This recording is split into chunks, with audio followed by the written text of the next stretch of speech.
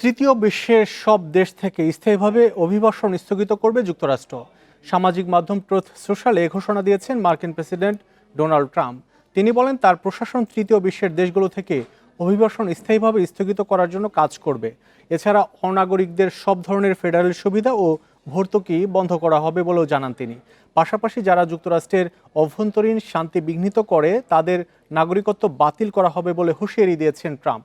জনবোঝা পশ্চিমা সভ্যতার সঙ্গে অসামঞ্জস্যপূর্ণ এবং নিরাপত্তার জন্য হুমকি স্বরূপ এমন বিদেশিদের যুক্তরাষ্ট্র থেকে বহিষ্কার করা হবে বলেও জানান তিনি। বুধবার হোয়াইট হাউসের কাছে এক ন্যাশনাল গার্ড সদস্যকে গুলি করে হত্যার ঘটনার পর এসব সিদ্ধান্ত জানান ট্রাম্প।